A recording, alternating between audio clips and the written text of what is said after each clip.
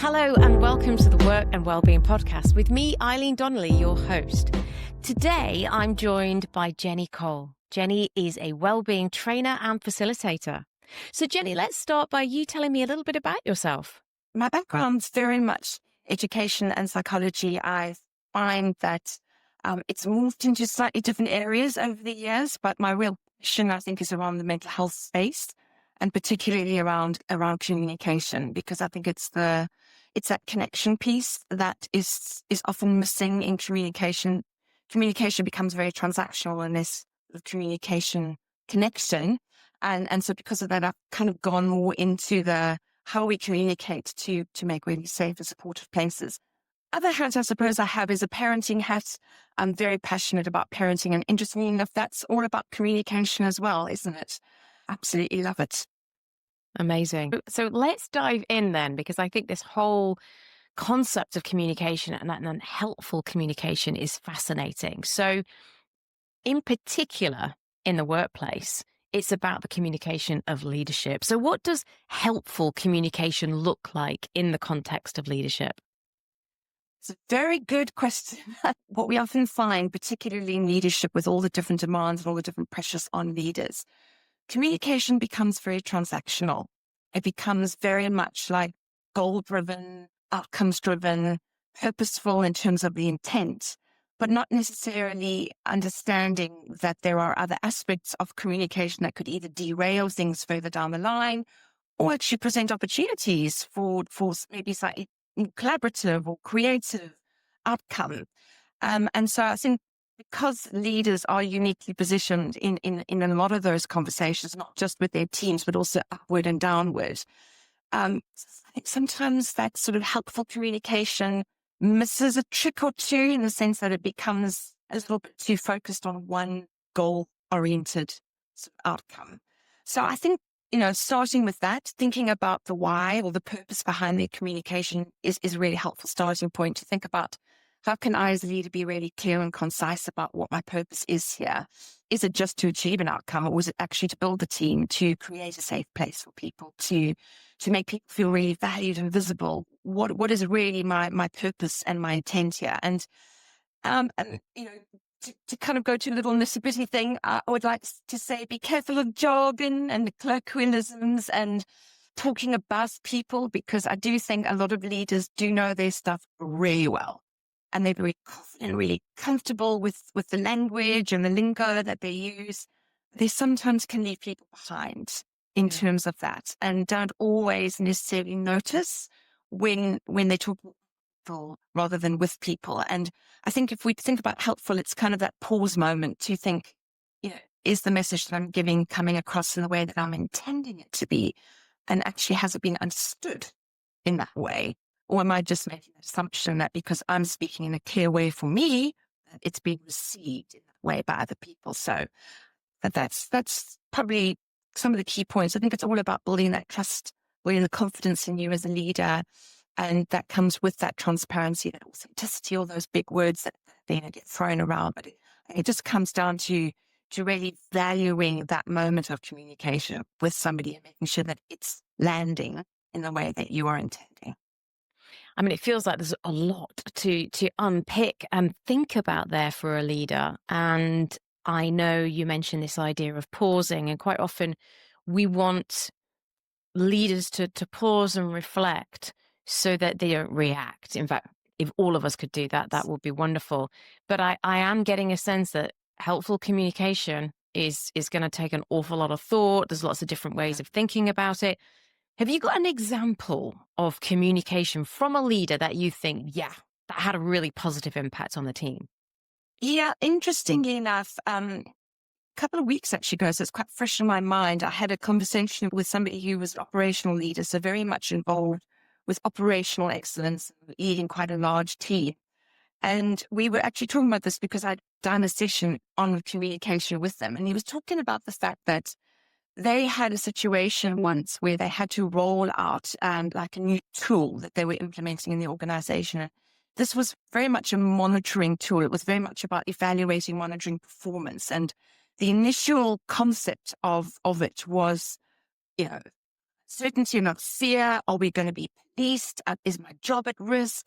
What's going to happen? Why are the company trying to watch like big brothery my every move and my every action? How is that going to impact on me? There was a huge amount of uncertainty, and they had to really, as leaders, take a step back from that and think about how they're going to get the messaging across. Because if they didn't get it right, they were potentially going to change the cultural safety. They were going to change the people's engagement, motivation. All these aspects were going to be affected. So they really had to position that communication or that piece, that narrative around, yes, we will be transparent and say there is a benefit to the company for doing that. But that isn't our actual goal in implementing this tool. Our goal is actually to understand how individuals work and to be able to align that with our training and development program so that we can actually have proper career progression for our individual team members, how we can actually make sure that what you are saying you are needing, the skills that you are lacking, we can address rather than just having like this box where everybody's just going to get the same training and development. We actually are able to nuance it really, really well for individual people. And they had to really think about how they were going to do that. And it started with very much getting the team on board, the team leaders, so through that sort of middle management, line manager level. And that was all done through one-to-one, all face to face, with a little bit of vulnerability, with a little bit of transparency, and say, we're not going to deny that there is benefit for the company. So we're not going to try and like pull the wool over people's eyes or dumb them down. We're going to be very transparent about that. But we're going to try and focus on the benefits to the and how we can look at this as an opportunity to learn about ourselves, the way we work, the benefits that we could get, the opportunities that are available to us post the tool. And it was absolutely incredible how just thinking about that communication and how that message was going to be delivered made a huge impact on how it was taken on board.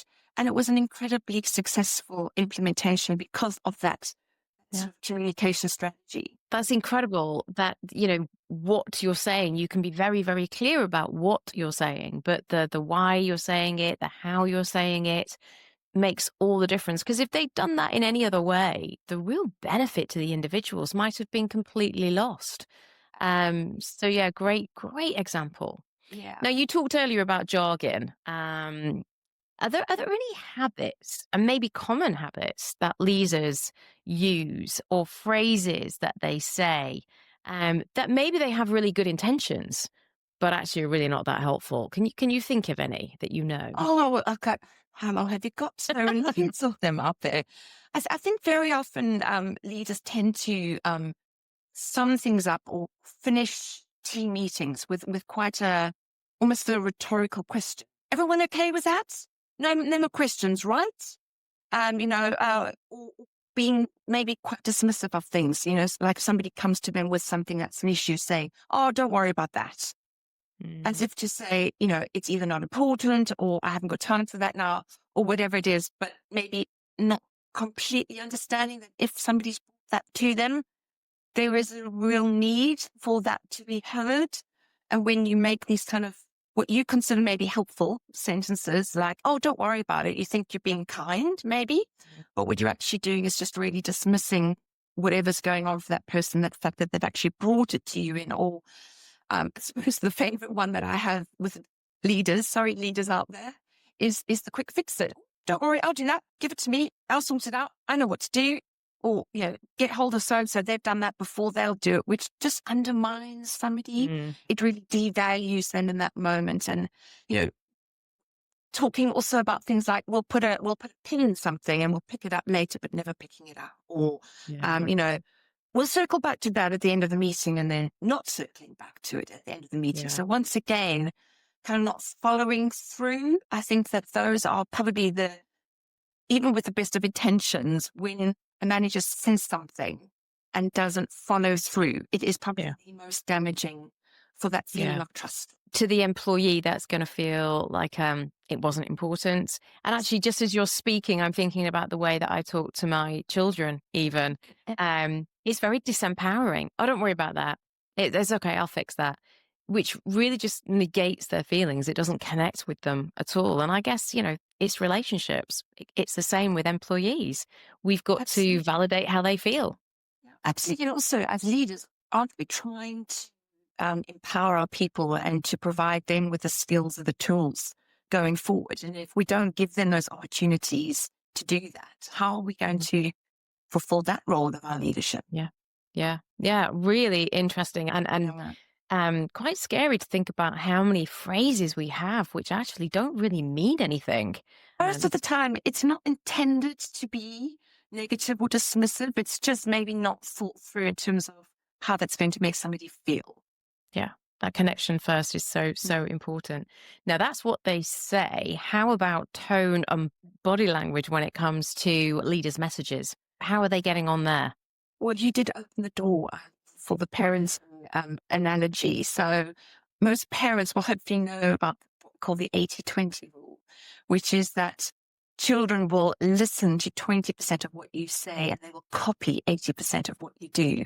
And very much the same thing is with leadership style. So if you're saying to everyone, we're an inclusive environment, but yet your language is not inclusive, they're not going to be hearing those words, we are an inclusive. They're just going to be seeing what you do in terms of behavior and how you are role modeling. So I think it's very, very much about that. It's communication is more than just words. It's about everything that's going on behind those words, your intention, your connection, your purpose for that particular communication. If I'm saying everything's all right, but my tone is very much irritable and I haven't got time for this, or like, yes, of course, come in. But you can feel the heaviness in that sentence. It doesn't actually matter what I'm saying, that the message is very clear that actually to come in, I don't have time for you. So it's trying to marry those up. Once again, we're asking a lot of leaders because we know that they are often very busy, a lot of time pressures on. Somebody interrupts their day, they might be really deeply engaged with something, and then somebody comes in. Really hard not to be a Mm. little bit irritated or frustrated, to take a breath. And I think that's where the self-care or the emotional intelligence, whatever you want to call it, comes in, where you've got to Yeah. learn for yourself as a leader. What do I need to do to be present right now? What is my go-to? Do I need to just expand my rib cage with a deep breath and just engage that vagus nerve? What do I need to do right now to just be able to park my frustration or my non-verbal communication and be present with this person, because it's hard. It's not Yeah. easy. It's definitely not something. And we do know that the actual words themselves are the smallest part of a Mhm. message. It's everything else that is more Yeah. important. So Yeah. we've got to find a way to do it. You're absolutely right. It's so, so important. And yeah, you're really making me reflect on how I talk as a leader and also as a parent as well. Because there is that irritation that if I have an interruption, then it just means I work longer rather than actually this person might be bringing something to me, which is really important. And I guess one way of looking at it is thinking, if this person brings a concern to me, how can I then maybe support them and empower them to find the solution? If we go on a slightly more selfish tack, it's that sort of that monkey rule, the 1 minute manager, where they talk about don't let employees put monkeys on your back. That's the kind of like the harsh element of it. But I think the silver lining to that, or the sort of the flip side on the more positive side, is that actually isn't that where we can really empower our employees to work with them to figure out the solutions, but as you say, first validate their concern, connect with them, and then hopefully in the long run that will be a quicker solution as well. Oh, absolutely. And what you just said now is so valuable, because that sort of short-term cost is going to bring you the long-term benefit, because teaching somebody, and you hear from my accent, I'm not originally from the UK, I come from Africa, where we say you give somebody food today to feed their family today, but you teach them how to plant their own food and you can feed them for a year. It's the same analogy that helping people to help themselves might take you longer today.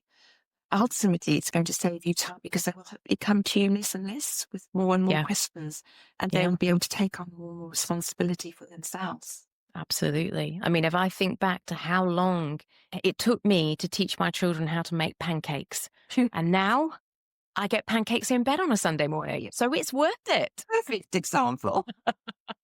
So yeah, we've got to look after our leaders as well because we are asking so much of them. And potentially that is why, because of the time pressures, often leaders do default to being directive or solution oriented responses. But what is the impact of that? Well, I think building on what we just spoke about, which is this fix it fast versus maybe a longer burn, is we might get that quicker fix. But as you alluded to, we maybe won't get as many options or as much collaboration or as much creativity in our teams. And when teams don't feel a sense of independence, when we talk about independence, just to go off on a little bit of a tangent, it's very much in that resilience piece. When people feel that they have got a degree of autonomy, a degree of independence, it really builds that sense of resilience, which then in turn reduces their vulnerability. And the more resilient and less vulnerable we are, the more we're able to manage stress. And we know that stress is given, and we know that change is a constant in the workplace, and that comes with a degree of stress. So thinking beyond just the immediate fix it now, we're thinking about building those skills in our employees for that longer term benefit, for the next thing that might come up that might require them to be able to step up or to manage additional pressure or stress or whatever it is.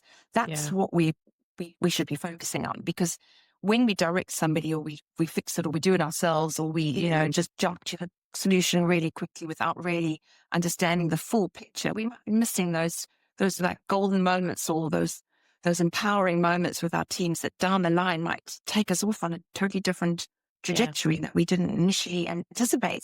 Yeah. And there's a learning opportunity in working with a colleague to help them figure out the way to do something. And I guess if we're going to do that, we're also going to have to potentially embrace that they may get it wrong, and not have a blame culture where Yeah. people are too frightened to maybe try Yeah. something out.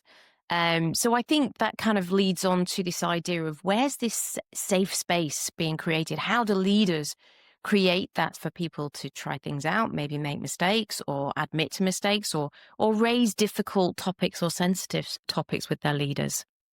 Yeah, so you've brought up that really sort of buzzy word that's going around at the moment, particularly in leadership teams, which is this word psychological safety, which is so important. And it's been fascinating to me. I've done a lot of workshops with managers recently.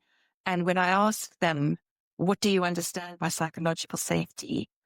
It is very rare for somebody to put their hand up and say, I understand that. And it's very alarming for me that we're talking with managers or leaders here who don't actually have a really good concept or grasp of what that means, because ultimately they're responsible for creating that space. Yes.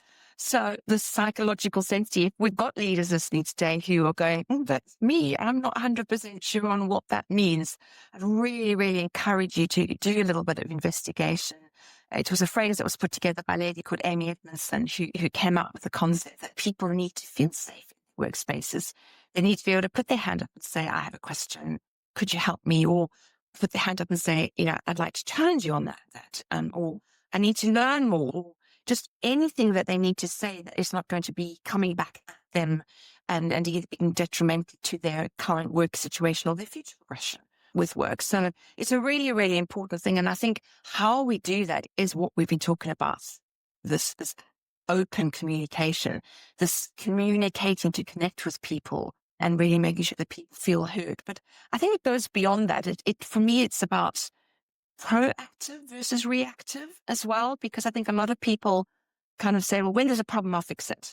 And we go, no, actually, we need to be putting things in place to make people feel safe when they don't feel that they need it, so that they don't get to that stage of needing. They need to feel that proactively. And perhaps it's things like modeling your own vulnerability or admitting that you don't know everything and actually, that I am open to learning and that, gosh, that was something I hadn't actually appreciated. Thank you. And acknowledging and validating people's contributions in the room and saying, there is no such thing as that we're all perfect and that we all know everything. That just does not exist. And if we get to that stage, then I'm really questioning our value as a person, because we should be these lifelong learners who want to explore and investigate and come up with new thoughts and ideas all the time. So we can really do that by encouraging that collaboration piece, that engagement piece with people all the time, and making it routine to have these conversations and not just in response to a problem or a risk or an issue, but just trying to really normalize that. And I think just to sort of sum up that answer for you, I think that the key word here is trust. And trust comes back to that piece we spoke about earlier, that follow through, that feeling that people can, approach you and that you will genuinely be on board with that conversation and be present with it. And Yeah. that if you do say you'll do something, that you'll actually do it. That real psychological safety space is what we're Yeah. after. Yeah. And as we said before, and we sort of briefly touched on self-care, we are asking a lot of our managers, and certainly I've had other leaders reflect that there's almost this additional ask, and it seems to be bigger now than ever, perhaps post-COVID, that we are looking for so much more human-centric behavior from our leaders. We're looking for those people management skills in a way that we've never really looked for them before, because we went through so much in COVID. And yet, to some extent, have we really equipped them with these skills, the confidence to use them if they have them? And have we even told them that this is what is expected of them now? So lots and lots of pressures and demands. But back to this self-care, how do managers build their resilience so they're able to take on this enormous role? Yeah, no, it's a really good question. And, it's interesting. I find a lot of the time that this word resilience isn't actually met with great acceptance, appreciation from people, particularly leaders, because I think it's just bandied around a little bit too much. And because of that, people maybe sort of steer away from fully appreciating or understanding what we're actually talking about when we talk about resilience. What we're not saying is that everything's just rosy all the time, or everything's always going to be great, or we can't have problems and we must just get on with things. It's not actually what we're talking about. What we're talking about is trying to make people less vulnerable in a space where they may be more at risk for things going wrong, and feeling more able to have those coping skills to manage that. And you talked about self-care, and self-care is actually a coping skill. Knowing how to ground yourself, how to take care of yourself, is giving yourself skills to cope with whatever it is, the pressure, the stress, whatever it is that you're dealing with.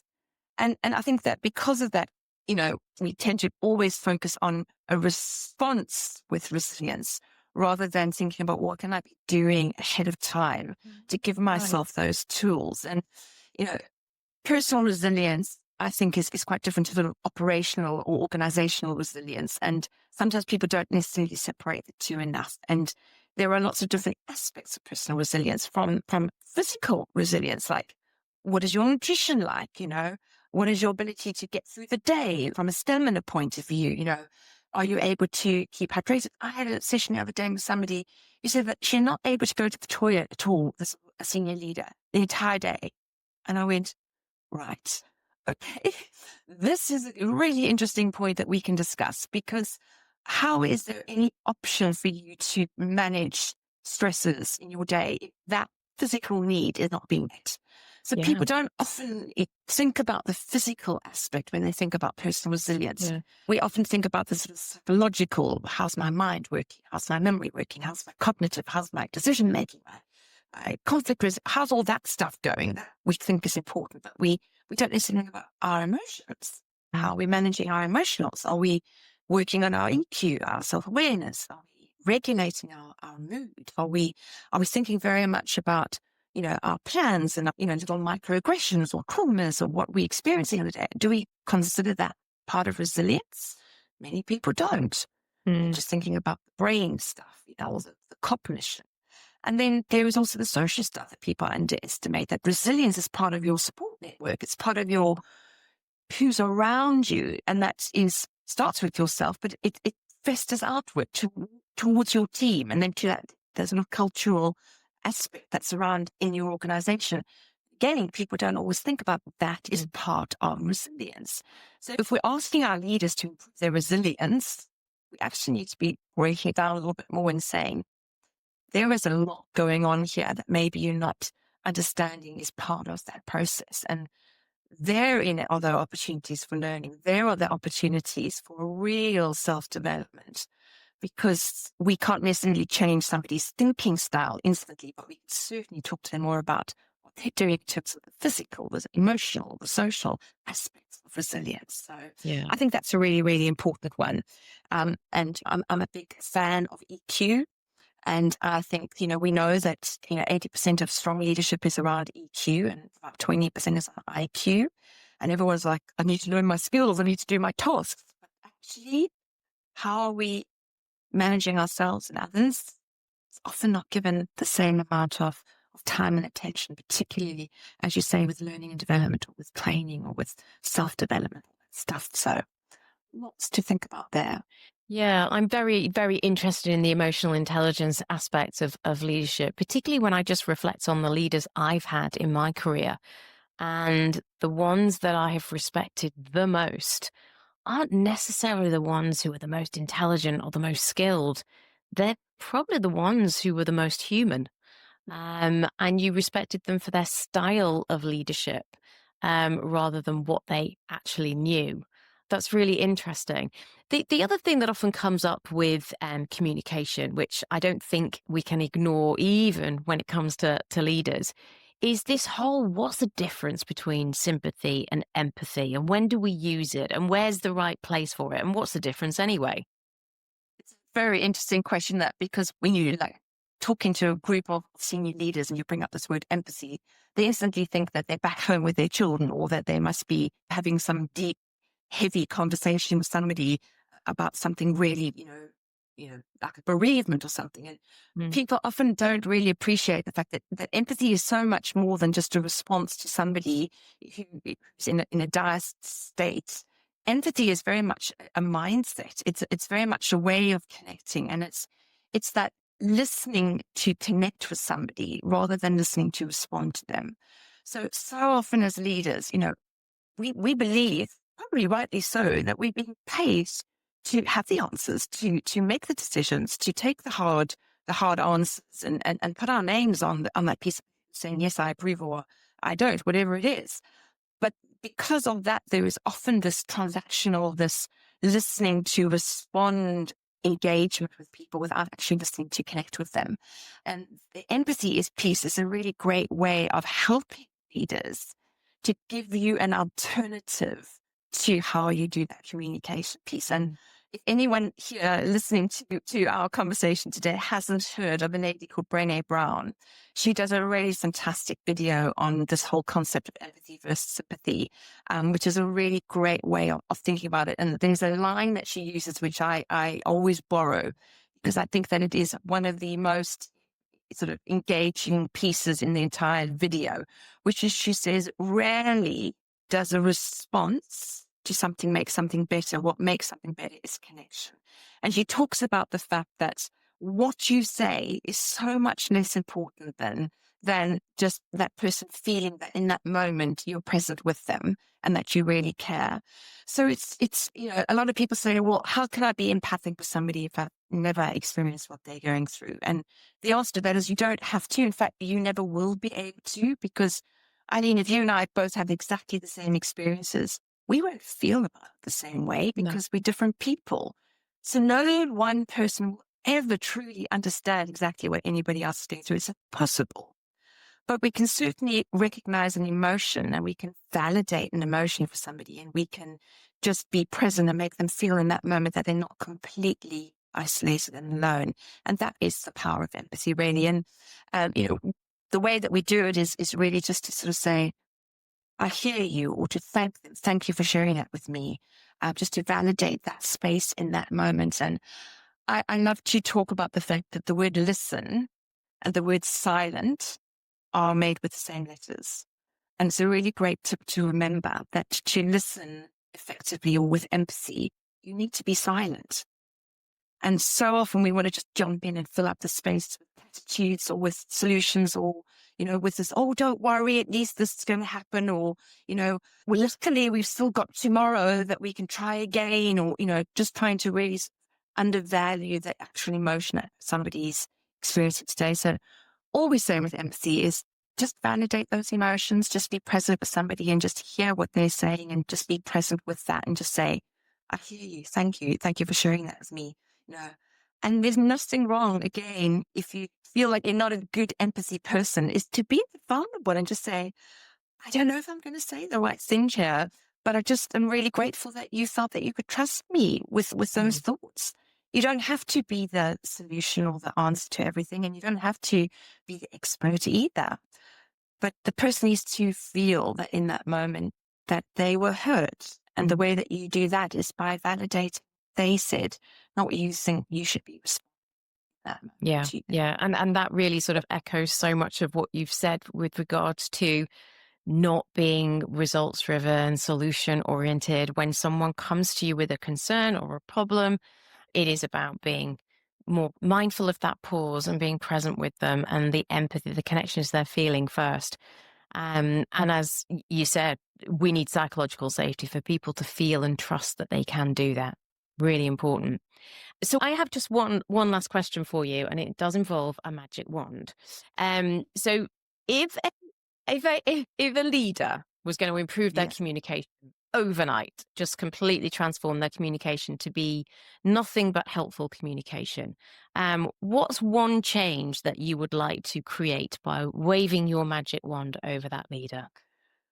I'm going to pick the hardest one of all, I think, Eileen, which is to ask our leaders to please listen to connect and not listen to respond. And it is the hardest thing for them to do because their minds be racing ahead to the end of the conversation saying, I wish you'd just shut up because I know what I need to tell you what to do. Or, oh, this happened to so-and-so last year. I want to give you the answer. It's really, really hard for leaders, particularly when that's their day-to-day job, that when they're in a conversation like that, to be able to just not race ahead of the conversation, just to hold themselves back, even if they have to bite their tongue. Actually, you better not say the next thing we're going to get complaints that people have bitten their tongue. But I think you understand what I mean, just to hold themselves back from responding and just try and be present in the moment with that person.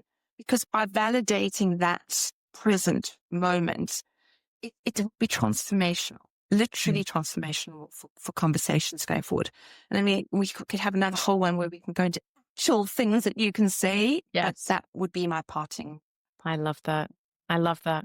So many things for us to learn there, and hopefully, not just for the leaders, but I feel like I've learned stuff there that I'm going to really reflect upon. So, thank you so much, Jenni. It's been an absolute pleasure talking to you today. Thank you very much. And you too, Eileen. Thanks.